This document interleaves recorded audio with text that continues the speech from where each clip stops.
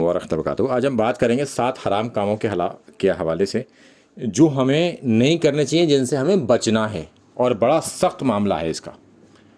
تو ایک ایک کر کے میں 7 کام گناؤں گا آپ کو، اور کوشش یہ کی جائے کہ ہم بھی بچیں اور دوسروں کو بھی وہ دعوت پہنچائیں آگے تک، چونکہ تمام لوگ اس میں کہیں نہ کہیں کچھ نہ کچھ اپنا حصہ ڈالے ہوئے ہیں، اور اللہ ماشاء اللہ کچھ خاص لوگ ہی بچے ہوں گے اس میں۔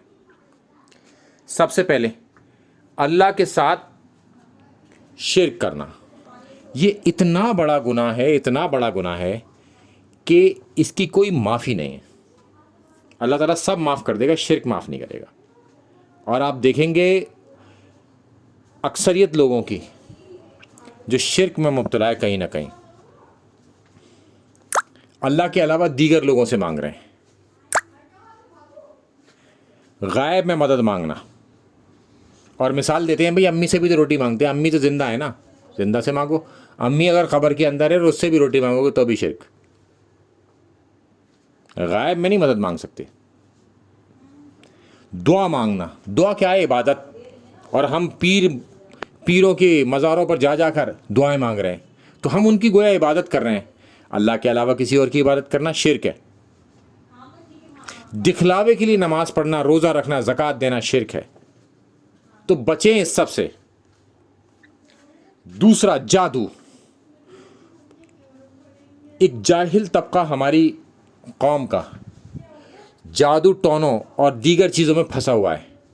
اس میں بڑی تعداد عورتوں کی ہے، اس کے اندر بچنے کی ضرورت ہے۔ سمجھائیں اپنی عورتوں کو، سمجھائیں ان لوگوں کو جو اس میں پھنسے ہوئے ہیں کہ یہ حرام ہے۔ تیسرا جو سب سے امپورٹنٹ، جس جان کو، یعنی کہ جس جان کا قتل اللہ نے حرام ٹھہرا دیا، اس کو ناحق قتل کرنا، کسی کو بھی ناحق قتل کر دینا۔ مثال کے طور پر کسی نے ہمارے ساتھ کچھ کیا اور ہم اس قدر اس سے ناراض ہو گئے کہ ہم نے اسے قتل ہی کر ڈالا، کیا اس کا وہ جرم ایسا تھا کہ اسے قتل کیا جاتا؟ اور آپ کیا جوڈیشری ہیں جو آپ قتل کر دیتے ہیں کسی کا؟ تو اگر جانا ہے کسی کے خلاف تو کورٹ کا سہارا لیجئے، جو کورٹ فیصلہ کرے وہ فائنل ہوگا۔ آپ اس میں کوئی انٹرفیئرنس نہ کریں، کسی کو قتل کرنے بیٹھ گئے جھوٹے نام پر کہ صاحب اس نے قرآن کو جلا دیا، یا اس نے یہ کام کر دیا، اس نے یہ کام کر دیا۔ آپ اس فیکٹ کو لے کے اپنے کورٹ میں جائیے، وہاں جا کے فیصلہ کرائیے۔ آپ جو ہے ہتھیار نہ اٹھا لیں اپنے ہاتھ میں، کسی کو قتل کر دیں۔ نمبر 4، یتیم کا مال کھانا۔ یوں تو کسی کا بھی مال کھانا حرام ہے، مگر اسپیشلی جب ہر بار کہا جاتا ہے نا یتیم کا مال، 10 کمانڈمنٹس کے اندر بھی یہ موجود ہے، یتیم کا مال، تو اس سے بہت زیادہ بچنے کی ضرورت ہے، کیونکہ وہ بہت ہی مظلوم ہے، اتنے مظلوم کی، کیونکہ وہ اپنی کفالت کر ہی نہیں سکتا، اور جو اس کے کفیل ہوتے بھی ہیں وہ آپ سے ٹکر نہیں لے سکتے، کیونکہ ان کی ڈائریکٹ آپ کے ساتھ دشمنی ہو جائے گی، تو آپ کے ڈر کی وجہ سے وہ بھی زیادہ نہیں بول پاتے، تھوڑا بہت ہی بولتا ہے آدمی پھر۔ مگر آپ کو خود بچنا ہوگا، یتیم کا مال نہ کھائیں۔ اچھا، اب 5واں، سود۔ اس میں بڑی تعداد ہماری پھنسی ہوئی ہے، یا تو سود کھا رہے ہیں، یا سود دے رہے ہیں، یا اس کاروبار میں مدد کر رہے ہیں۔ بس اللہ رحم کرے ہم سب کے اوپر کہ اس سے ضرور بچ جائیں۔ اس سے معاشرے میں تباہی پھیلتی ہے، سود سے۔ جتنا ریٹ آف انٹرسٹ بڑا ہوگا جس بھی اکنامی کا، سمجھ لیے وہ اکنامی اتنی ہی تباہ ہوگی، اور جتنا ریٹ آف انٹرسٹ کم ہوگا اور یہاں تک 0 تک پہنچ جائے گا، وہ اکنامی اتنی ہی خوشحال ہوگی۔ یہ میرا فیکچوئل بات بتا رہا ہوں اکنامکس کے پوائنٹ آف ویو سے۔ اب اس کے بعد لڑائی کے دن دشمن کو پیٹھ دکھانا، یعنی کہ میدان جنگ سے بھاگ جانا۔ اب جب ہم کہیں لڑنے گئے جہاد کے اعتبار سے، اب اللہ کے لیے ہم لڑنے گئے اور وہاں پر اپنے ساتھیوں کے ساتھ کھڑے، اور ہم نے 19-20 وہاں پہ دیکھا اور ہم بھاگ چھوٹے وہاں سے، تو یہ کام نہیں کرنا۔ یا 2 ہی چیزیں مسلمان کے لیے، یا تو غازی یا شہید۔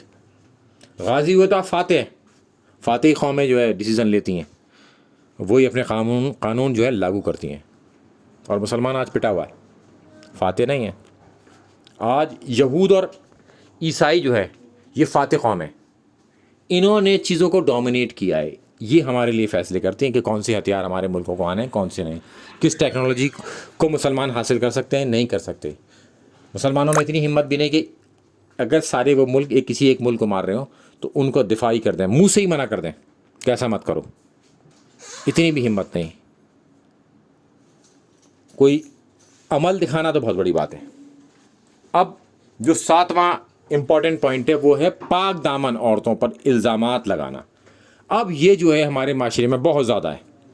مرد عورتوں پہ لگاتے ہیں, یتیم بچیوں پر, یہ کمزور جن کے ماں باپ ہیں ان پر کوئی بھی الزام لگا دیں, کیونکہ انہیں معلوم ہے پلٹ کے کچھ ہو ہی نہیں سکتا ہمارے خلاف, تو کچھ بھی کہہ دیں ان کے بارے میں.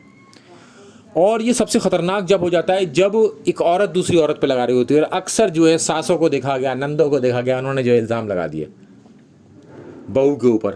بہو کی پوزیشن ڈومینیٹنگ ہے کہیں پر, تو اس نے اپنی نندوں پر الزام لگانے شروع کر دیے. تو بچیں اس سے, اپنی آخرت خراب نہ کریں. یہ دنیا بہت تھوڑے سے دن کے رہنے کی جگہ ہے. ہمیشہ ہمیشہ جو رہنا ہے ہمیں آخرت میں رہنا, اور وہاں جو ہے عذاب جو ہوگا نا اس کی کوئی تاب نہیں لا سکتا. ڈر جائیں. السلام علیکم ورحمۃ اللہ وبرکاتہ.